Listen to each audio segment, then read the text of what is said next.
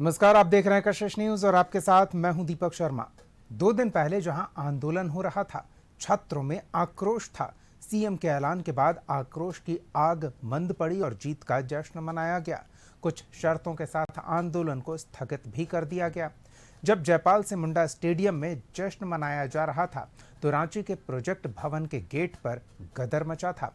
CM के फैसले की जद में आए वो युवा जिनकी नौकरी खतरे में पड़ गई, वो आंदोलन करने लगे। न्याय दो या फांसी दो के नारे लगाए जाने लगे। न्यायालय पहुंच गए सरकार के फैसले को चुनौती देने। सरकार के आदेश पर रोक लगाने के कोर्ट के फैसले के साथ ही दोनों खेमों में खुशी और गम के भाव बदल गए। आंदोलन कर रहे अभ्यर्थी सरकार पर ठगने का आरोप लगाते हुए फिर से आंदोलन की चेतावनी देते दिख रहे हैं, तो नौकरी पर मंडरा रहा खतरा टलने से नियुक्ति पाए युवा उत्साहित नजर आने लगे। जेपीएससी, जेएसएससी, सीजीएल, सीडीपीओ परीक्षा को लेकर सरकार के फैसले पर कोर्ट का स्टे लगा और उसका क्या असर दिखा, आज मुद्दे में बात इसी पर करेंगे। हमारे साथ कुछ मेहमान जुड़े हुए हैं। बीजेपी की ओर से पक्ष रखने के लिए दीनदयाल वर्णवाल जी हैं और करिश्मा हमारी सहयोगी जुड़ी हुई हैं, जिनके साथ कुछ युवा हैं जो सरकार और कोर्ट के फैसले से बराबर प्रभावित हो रहे हैं। ऐसे युवा जो कुछ समय पहले खुश थे, फिर उनके बीच गम का माहौल दिखा, क्यों भाव बदले उनके और किस तरह से सरकार के फैसले को, कोर्ट के फैसले को वो देखते हैं। तो पहले हम सहयोगी करिश्मा के पास चलेंगे और उनके पास जो युवा मौजूद हैं उनके भाव को समझने का प्रयास करेंगे। जी करिश्मा।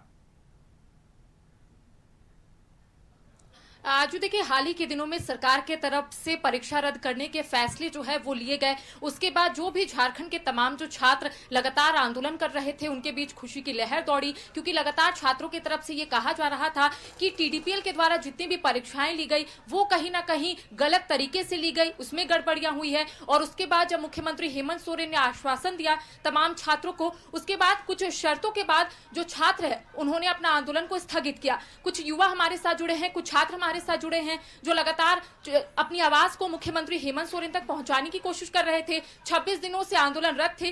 बातचीत करते हैं, इनसे समझने की कोशिश करते हैं कि हाईकोर्ट की तरफ से जो फैसले फिलहाल सामने आए हैं, जो स्टे लगाया गया है, इसको लेकर छात्र क्या सोच रहे हैं। हाईकोर्ट की तरफ से जो स्टे लगाया गया है, मुख्यमंत्री हेमंत सोरेन ने जो फैसला लिया, उसके बाद जो चयनित छात्र है वो कोर्ट के दहलीज तक पहुंचे और उसके बाद उन्होंने सरकार के फैसले को चुनौती दी। अब स्टे लगाया गया है, आप लोग इस फैसले को किस रूप में ले रहे हैं? देखिए, सरकार ने छात्रों के साथ जो है एक प्रकार का एक चाल खेले थे, वो चाल में वो सफल हुई है, लेकिन सरकार अभी भी चाहेगी। स्टे लगी है, क्लीन चिट नहीं मिला है। सरकार के जो एडवोकेट गए हुए थे वो बोले कि मुझे कुछ समय के चाहिए मैं रिपोर्ट सौंपने के लिए। जब देखे होंगे कि कार्मिक विभाग के द्वारा नोटिस जारी किया गया तो उसमें स्पष्ट रूप से लिखा था कि सीआईडी के जांच में जो साक्ष्य मिले हैं उसके आधार पर हम जो है 22 परीक्षाओं को रद्द करते हैं। 17 परीक्षाओं को जांच के दायरे में रखा गया और 6 परीक्षा जो प्रक्रिया में चल रहा था उसको रद्द किया गया। लेकिन सरकार जो है बोलती कुछ है, करती कुछ है। और वो आंदोलन हम लोग बहुत संघर्ष के साथ 24 जिला के छात्रों को एकजुट करके जयपाल सिंह स्टेडियम में ऐतिहासिक अपनी मांगों को लेकर लड़ाई लड़ रहे थे। लेकिन सरकार ने छात्रों को बांटने का काम किया। उन्होंने इस प्रकार से माननीय मुख्यमंत्री जी से हम लोग को वार्ता होने का था, लेकिन वार्ता ना होने के कारण 6-6 घंटे माननीय मुख्यमंत्री जो है मंत्रियों के साथ बैठकें की और बैठकें करने का माननीय मुख्यमंत्री जी जो इस राज्य के मुखिया है उन्होंने घोषणा किया। तो हम लोग भी लगा कि चलिए राज्य के मुखिया होकर अगर हमारे बातों को जो भी चीजें मांगे हम लोग कर रहे हैं उस मांगों को लेकर वो स्पष्ट हैं, जिसमें से कुछ मांगे छूट जा रहे थे। लगातार मैं इस बातों को अभी भी बता रहा हूँ कि मैं डेलीगेशन में लगातार 3 बार वार्ता करने के लिए गया था। उसमें पीजीटी है, लैब असिस्टेंट है, आपका नगर पालिका है, आपका उत्पाद सिपाही है, फील्ड वर्कर है, आपका आंसू लिपि है, आपका एलडीसी है। ये सारे परीक्षाओं का ना जांच के दायरे में रखा था ना उसको रद्द किया था। तो हम लोग ने इसको मांग को लेकर लगातार जो था छात्र एकजुट थे, संघर्षरत थे और वो आंदोलन से पीछे नहीं हट रहे थे। लेकिन पुलिस के दबाव और सरकार की ओर से लगातार प्रेशर बना जा रहे थे कि आंदोलन को किसी भी तरीके से खत्म किया जाए। और देखोगे कि अभी जयपाल सिंह स्टेडियम 163 धारा लगाकर वहां पर किसी प्रकार का आप आंदोलन नहीं कर सकते हैं। इस प्रकार सरकार के सोची समझी एक चाल है। सरकार का चाल छात्र समझ चुके हैं। सरकार को जितना करना है, अगर उनको 15 सितंबर तक उनको रिपोर्ट सौंपने का समय है। सीआईडी कहां तक जांच कर रही है उसका खुलासा करे, कौन सा कोचिंग माफिया में इसका संलिप्तता है। अब यहाँ पर बहुत सारे कोचिंग माफिया का भी आया है, बहुत सारे शिक्षकों का भी आया है और बहुत सारे ऐसे सिंडिकेट है जो अभय तिवारी के लिए काम करता था। अभय तिवारी तो एक मुख्य सिंडिकेट था ही, और सतवत इन्फोसल प्राइवेट लिमिटेड का जो प्रमोटर थे, जो जेएसएससी में परीक्षा लिए जाते थे, जो सतवत इन्फोसल प्राइवेट लिमिटेड है, जो टीडीपीएल एजेंसी के द्वारा कराया जाता था, जिसका प्रमोटर जो इसका जो ब्लैक लिस्टेड जब जेएसएससी के द्वारा कराया गया था, तो उसका जो डेटा प्रोसेसिंग जो था वो टीडीपीएल एजेंसी के द्वारा ही कराया गया था। तो सभी टीडीपीएल एजेंसी के द्वारा परीक्षा को अविलंब रद्द किया जाए, और उस पर सरकार जो है स्टे लगाने के लिए जो कोर्ट पर जो न्याय की बात होती है, तो वहां पर जवाबदेही नहीं बन पाती है। तो जवाब कब देगी सरकार? सीआईडी तब से जांच कर रही है, लगातार जांच कर रही है। उस जांच रिपोर्ट को तो पेश करना था। जो चीज आपके पास है उसको सामने रखना है। जिस प्रकार से छात्रों के सामने आपने प्रेस मीडिया में जाकर माननीय मुख्यमंत्री जी ने घोषणा किया था कि मैं परीक्षाओं को रद्द करता, तो जिस आधार पर आपने के वही आधार तो न्यायपालिकाओं में देना है, लेकिन वो वह चीज नहीं करके दिग्भ्रमित कर रहे हैं। जी दीपक, देखिए अब छात्रों की तरफ से रणनीति बनाई जा रही है और छात्रों का कहना है कि अभी फिलहाल सुनवाई हुई है, क्लीन चिट जो है वो नहीं मिला है, लेकिन इनका कहना है कि मुख्यमंत्री हेमंत सोरेन ने या फिर ये सरकार ने हमें छलने का काम किया है। जी बिल्कुल, हमारे साथ दीनदयाल वर्णवाल जी भी हैं, उनसे भी समझ लेते हैं कि किस तरह से वो छात्रों के हित में उनके साथ खड़े होने का दावा करते हैं, लेकिन छात्र अभी अकेले नजर आ रहे हैं। सरकार के खिलाफ आंदोलन को फिर से तैयार होते दिख रहे हैं। दीनदयाल जी, किस तरह से छात्रों के साथ आप खड़े नजर आएंगे?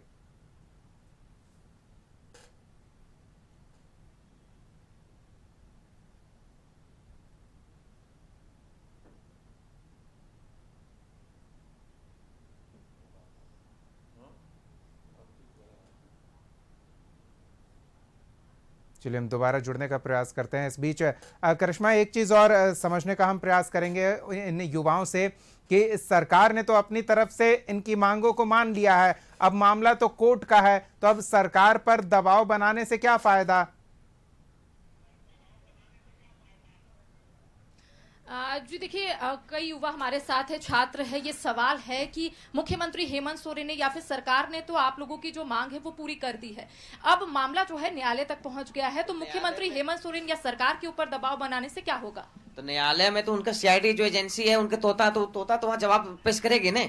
वो उनके जो आईजी साहब हैं वो जाके पेश करेंगे ना अपना कि क्या सीआईडी के जांच में आया, किस जांच के आधार पर माननीय मुख्यमंत्री जी रद्द कैसे कि कोई लड़का आंदोलन करेगा, दबाव करेगा, तो भीड़ तंत्र में आप क्या करिएगा? रद्द कर दीजिएगा। आपने उसके पास साक्ष्य था, साक्ष्य के आधार पर नहीं किया है कार्मिक विभाग। माननीय मंत्रिमंडल के साथ बैठक किए, 6-6 घंटा बैठक किए, क्या बैठक किए थे? बैठक के साक्ष्य था, साक्ष्य के आधार पर रद्द किए थे। हम लोगों ने जो चीजों को डिमांड किया था उस चीजों को तो आपने माना, तो फिर उसी चीज को तो पेश करना है आपको कोर्ट में। तो माननीय मुख्यमंत्री जी का फेलवर छात्रों का फेलवर थोड़ी है। हम लोगों ने जो डिमांड किया था, जो हम लोग मांग किए थे, उसमें कुछ चीज छूट गए हैं, उसको सरकार को संज्ञान लेना है कि पीजीटी है, लैब असिस्टेंट है, नगर पालिका है, उत्पाद सिपाही है, फील्ड वर्कर है, आपका आंसू लिपि एलडीसी है, इस पर भी सरकार संज्ञान ले। सरकार जो है वो लिपापोती करने में लगे हुए, न्यायपालिका से मिलकर जल्दीबाजी में नियुक्ति देना क्या किस बात का था? जब देखें कि अभी दिखा रहा है कि 11 13 जेपीसी में भी दिखाया है कि किस प्रकार से रिटर्न एग्जाम में पैसा लिया गया था, इंटरव्यू में किस प्रकार से लिया गया था। टीडीपीएल एजेंसी का जो मार्केटिंग मैनेजर है वो एल खिंगाते को 2 लाख रुपया देकर टेंडर लिया था, और जितना खेला हो रहा था उसका 20% ले रहा था। सुधीर गुप्ता जो जेएसएससी का जो आपका सचिव है वो 1,80,00,000 रुपया लिया था।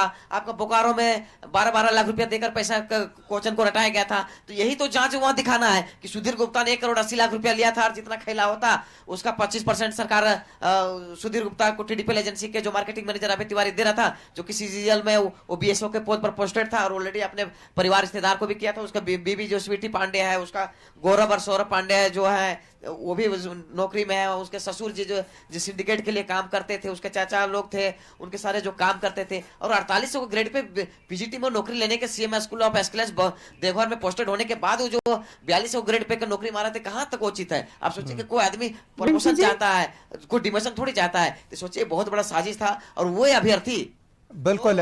करिश्मा, हम आते हैं उनके पास। एक महत्वपूर्ण चीज है कि इन्हें इतनी जानकारी है जितनी शायद सीआईडी को नहीं है, ऐसा कहने से इनके भाव से पता चल रहा है। दीनदयाल जी, आवाज मिल रही है आपको?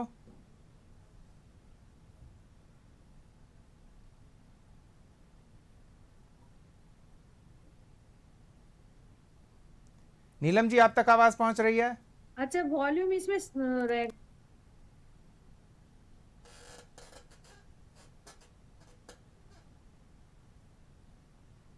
चलिए, तब तक हम करिश्मा के पास एक बार फिर से लौट कर चलते हैं और उनसे समझते हैं कि करिश्मा, जब इन छात्रों के पास इतने आंकड़े हैं, गड़बड़ियों से जुड़ी इतनी जानकारी है, तो ये उम्मीद कर रहे हैं कि सीआईडी कोर्ट में तय तारीख पर तमाम सबूत पेश करेगी। ये अपनी तरफ से भी तो कोर्ट को अप्रोच कर सकते हैं, इस पर इन्होंने विचार किया है?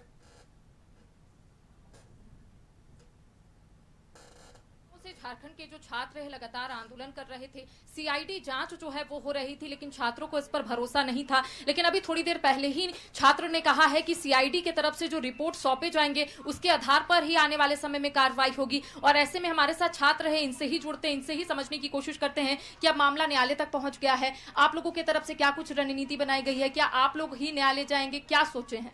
देखिए, न्यायालय में तो प्रक्रिया पहले से चल रही है, लेकिन हम लोग में न्यायालय में बहुत सारे केसेस हैं। पीजीटी का है, आपका 11वीं 13वीं जेपीएससी का है, 14वीं जेपीएससी का है, सीजीएल का है, आपका नगर पालिका का है, उत्पाद सिपाही का। लेकिन उस पर देखते हैं कि सर इतनी कोर्ट में जो लंबित रहती है, उस पर कोई कार्रवाई नहीं होती है, उस पर सुनवाई नहीं होती है, उस पर डेट नहीं मिलते हैं। लेकिन सोचिए कि 10:30 बजे कोर्ट खुलता है, 12 बजे उसको लिस्टेड किया जाता है और 12 बजे ही सुनवाई हो जाती है। सरकार और न्यायपालिका पर भी हमको भरोसा उठते जा रहा है कि न्यायपालिका अंधी है क्या? अगर अंधी है तो बाकी चीजें जो मामले हैं, हमारे पास पीजीटी का मामला है, वो लटकी हुई, उस पर क्यों नहीं कर रहा है? 10 साल से आपका देखिएगा टीजीटी का मामला लटका हुआ है, उस पर सुनवाई नहीं हो पा रही है, उस पर सरकार का जवाबदेही नहीं हो पा रही है। और जब हम लोग जेएसएससी पर जाते हैं हर मामले को लेकर, तो वो बोलते हैं कोर्ट जाइए, तो कोर्ट से मिली भगत है सरकार की और जो आयोग है तभी तो वो बोलता है कोर्ट जाइए। अब कोर्ट जाने से छात्र जो होते हैं, एक तो मेहनत करते हैं, अपना दिन रात करते हैं, फिर पढ़ाई करते हैं, परीक्षा देते हैं, वो परीक्षा में पास होने का रहता है, लेकिन पेपर लीक में तो हो नहीं पाते हैं। तो कोर्ट में प्रक्रिया में जाते हैं तो मोटी पैसे भी लगते हैं, और सरकार को पैसा क्या लगता है? हमारा ही डायरेक्ट इनडायरेक्ट पैसा से लगता है।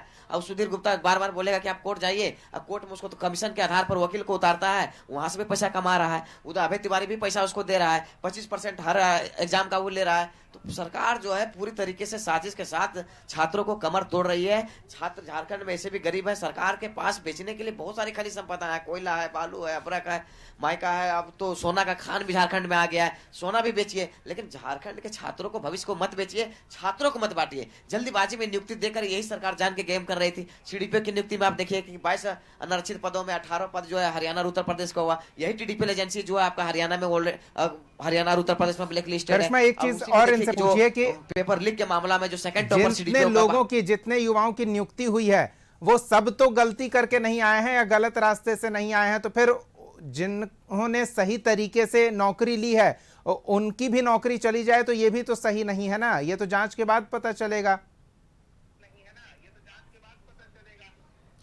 देखिए, कई ऐसे चयनित अभ्यर्थी हैं जो नौकरी ले चुके हैं और ये कहा जा रहा है कि वो लोग अपने मेहनत से ही नौकरी लिए हैं। तो ऐसे में आप लोगों की तरफ से जो आंदोलन किया जा रहा है, जो कहा जा रहा है कि यहाँ पर गड़बड़ियों से ही वो लोग नौकरी लिए हैं, तो कई ऐसे छात्र हैं जो मेहनत करके वहां पर पहुंचे हैं, योग्य है। इस बात का मैं भी खंडन करता हूँ कि बहुत सारे अभ्यर्थी, 40% अभ्यर्थी हैं जो अपने मेहनत के बल पर नौकरी लिए हैं।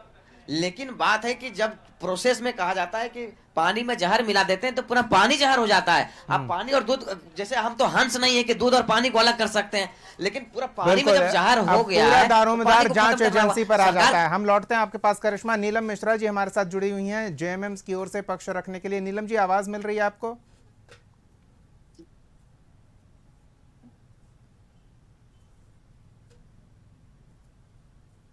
हेलो जी नीलम जी, आवाज मिल रही है?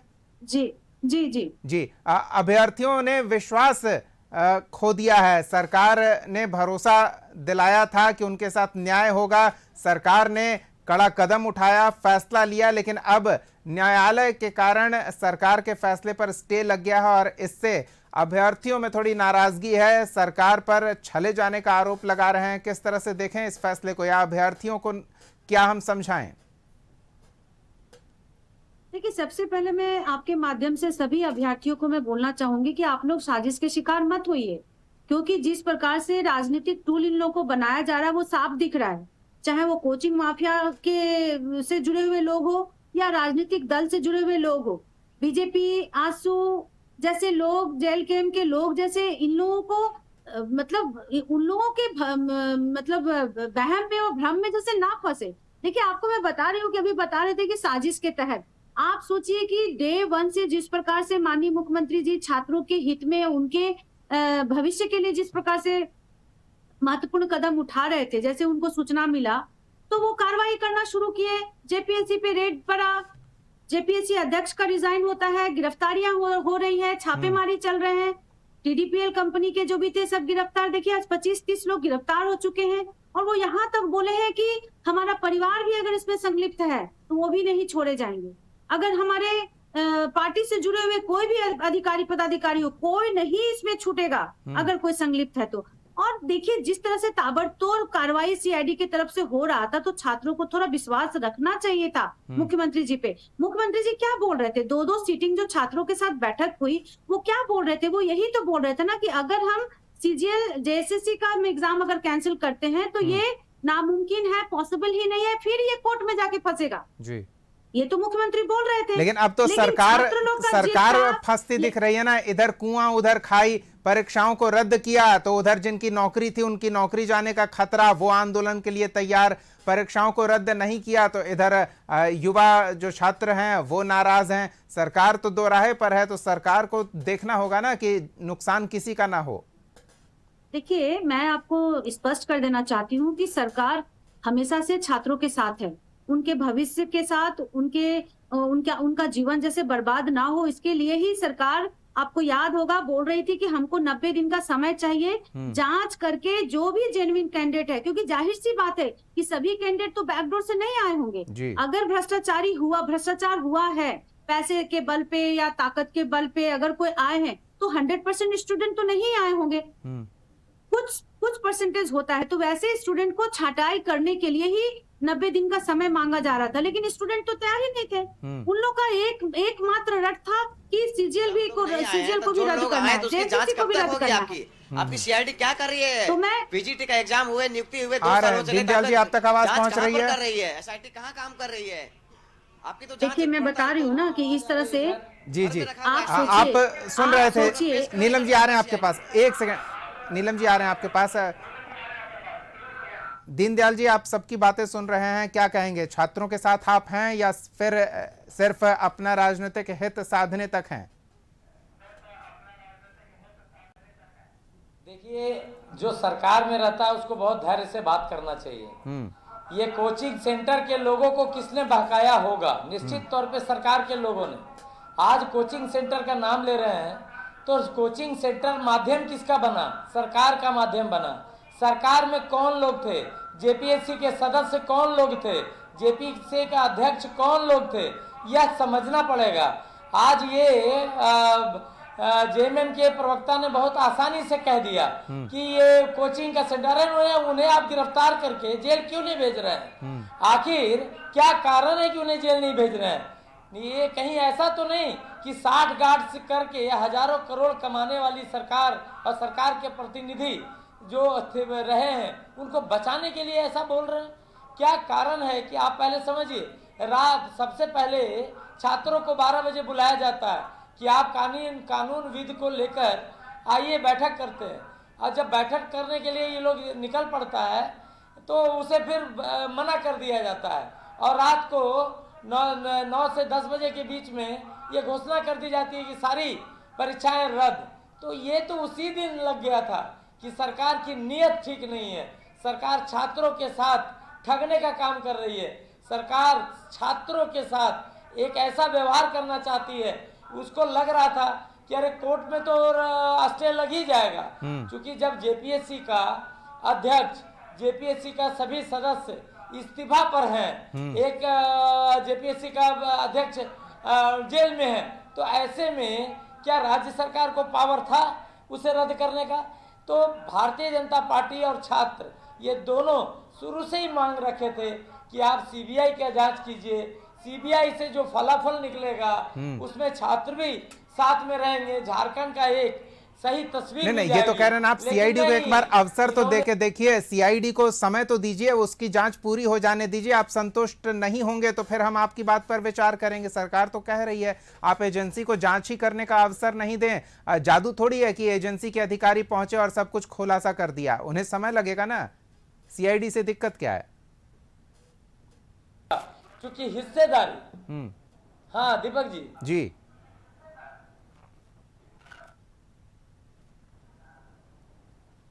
कुछ कहना चाह रहे हैं दीपक जी? दीनदयाल जी, सीआईडी को समय तो दीजिए, सरकार कह रही है एक बार जांच पूरी होने दीजिए, फिर देखते हैं क्या होता है। अरे ये समय दिया गया था, इसके पहले हजारों करोड़ का भी ट्रेजरी घोटाला हुआ। ट्रेजरी घोटाला का बता दीजिए फलाफल क्या है। इसके पहले विनय चौबे को फंसाकर वो उन्होंने ये एक शराब घोटाला का किया, उसका फलाफल क्या निकला ये भी बता दिया जाए। इसके पहले आप देखिए तो आलमगीर आलम के यहाँ से 32 करोड़ निकला, उसका क्या फलाफल हुआ। यह सरकार निश्चित तौर पे एक ही काम करती है, किसी तरह से पहले घोटाला करवा लो, अब बाद में लिपापोती करके अपनी सरकार को बचा लो, सरकार बच जाएगी। हो सकता है झारखंड के छात्र भी मान जाएंगे, क्या करे, मजबूरी है। चेहरा क्या है? लेकिन जो दाग झारखंड पे लगा है उसे कौन निकालेगा? जान पूरे लेते हैं देश में एक क्या चर्चा का वाकई विषय झारखंड दाग बन लगा गया है या फिर झारखंड सिर्फ सर्वसाधारण विपक्ष को दाग नजर आ रहा। युवाओं के लिए सरकार तत्परता से प्रयास कर रही है कि उचित जांच हो, जांच रिपोर्ट हो, कोर्ट में पक्ष रखा जाए क्योंकि समय सीमित है। नीलम जी। जी, मैं भाजपा के कौन प्रवक्ता थे, देखिए दीनदयाल मैं तो सिर्फ वर्णवाल सुन जी पा हैं। रही हूँ, मैं देख नहीं पा रही हूँ आपका जो भी व्यवस्था है, हमको सिर्फ सुनने को मिल रहा है जी। मैं ये बता रही हूँ, ये साठ गांठ की बात कर रहे थे, इनसे पूछिए ना कि एनटीए में क्या कौन सा साठ गांठ था इनके साथ। कितने एनटीए जो जेपी आपका नीट का जो एग्जाम 2024 में लिया गया, पेपर लीक हुआ, उसमें संजीव मुखिया को क्यों क्लीन चिट कर दिया गया? यही सीबीआई जांच कर रही थी ना, कैसे क्लीन चिट मिल गया? तो साठ गांठ किसके साथ किसका है वो सब जानता है। ये साठ गांठ की बात कर रहे हैं, पूरे भाजपा को भ्रष्टाचारियों से मतलब भ्रष्टाचारियों का तबेला बना करके तो भाजपा को रख दिया छात्र गया है। युवा आवाज उठा रहे थे तो मंत्री को झारखंड इस्तीफा देना में- पड़ा ना। नीलम जी की झारखंड बात मंत्री ने नहीं है। इस्तीफा तो दिया। जिस प्रकार से काम हो रहा है, सरकार ने मान लिया है। ताबड़तोड़ जब छापेमारी सरकार हो ने रही मान है, लिया है तो जितने भी अब आप गुनहगार बहस हैं क्यों वो कर रहे हैं? पकड़े जा रहे हैं। तो चिल्लाने सामने आ से गया नहीं है। होता है, आपका चिल्लाने से नहीं होता है। बीजेपी और देने वाले दोनों चिल्लाने सरकार से नहीं कहाँ होता है? है। दूसरे पर आरोप झारखंड प्रत्यारोप में लगा रहे हैं। बदलाव झारखंड करके के आप कार्यकाल अगर में जो राजनीति नीतियां कर हुई, रहे हैं ना, घोटाले हुए हैं, तो ये बहुत उस दिन पर तक बयानबाजी नहीं कर रहे हैं। चलने लेकिन वाला मैं है। कहना इस चीज को चाहता हूँ समझ कि लीजिए सरकार आप। के द्वारा माननीय उच्च इस न्यायालय के चीज को द्वारा समझ जो लीजिए। स्टे लगवाया गया है, ये- ये समान प्रक्रिया है, समान होती है। न्यायालय के द्वारा स्टे लगती है। जिस प्रकार से देखते होंगे कोई आपराधिक मामलों में कोई को किसी को बेल मिल जाता है, उसी प्रकार के सरकार नहीं तो अगर छात्रों अब के साथ है, अब आप तो भी सिंगल कोर्ट बेंच के की फैसले जगह का वो इंतजार डबल बेंच पर करेंगे जाए। या फिर अच्छा, आंदोलन करके दबाव बनाएंगे? आप तो कोर्ट के पक्ष में हैं, कोर्ट में मामला है तो कोर्ट के फैसले का इंतजार करना होगा ना। सही तो यही होगा। कोर्ट में मामला है तो कोर्ट में मामला सरकार क्यों ले जाती है? ऐसे प्रकार से क्यों होती है? सरकार जल्दीबाजी में देखिए नियुक्ति किस देना क्यों प्रकार चाह रही से थी? समझ सरकार की अगर कमी नियुक्ति है। नहीं देती, जी। जब छात्र हमारे साथ आंदोलन कर रहे थे, वो परीक्षा को रद्द करने की मांग कर रहे थे, तो सरकार किस आधार पर उसको नियुक्ति दिया अब गया? इसे रद्द किया जाए कोर्ट में? नहीं सर, नहीं जब 11वीं तरह में एसओपी का उल्लंघन है तो किस आधार पर आपने नियुक्ति दिया?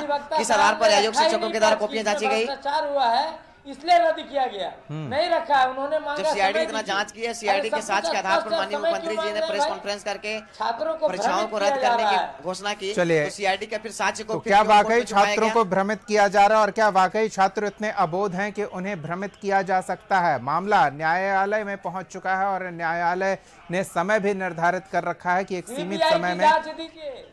बहरहाल विपक्ष सीबीआई की जांच सीबीआई की- जांच की मांग पर अड़ा हुआ है, लेकिन देखना दिलचस्प होगा कि सरकार जिसके लिए एक तरफ कुआं दूसरी तरफ खाई है, वो कैसे दोनों पक्षों को साथ लेकर संतुष्ट करके इस परीक्षा में कथित धांधली और नियुक्तियों में हो रही गड़बड़ी को लेकर एक बेहतर व्यवस्था बहाल करने का जो दावा किया जा रहा है वो तो आगे की प्रक्रिया है, लेकिन अब तक जो गड़बड़ियां हुई है उसे कैसे ठीक किया जाए, ये सबसे बड़ी चुनौती है और सरकार इसमें किस तरह से कदम बढ़ाती है ये देखना दिलचस्प होगा, क्योंकि फूंक फूंक कर कदम बढ़ाना होगा।